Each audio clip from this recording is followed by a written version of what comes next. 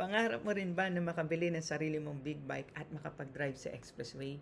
Pangarap mo rin ba makabili ng car, house and lot at makapag-travel sa iba't ibang lugar sa Pilipinas at abroad kasama ang mahal mo sa buhay? If yes, ang sagot mo dyan sa mga katanungan ko na yan, panoorin mo itong video na to dahil isi-share ko sa iyo yung online business na ginagawa ko na nagbigay sa akin ng mga pangarap ko katulad ng big bike at nakatulong sa akin makaahon sa utang.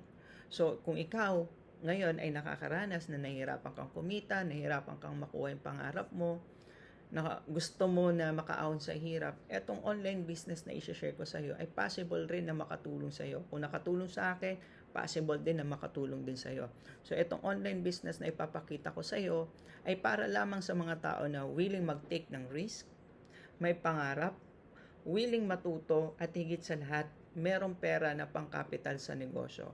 Ito ay hindi para sa mga tao na gusto lang ng madali ang yaman. Ito po ay hindi investment kundi negosyo.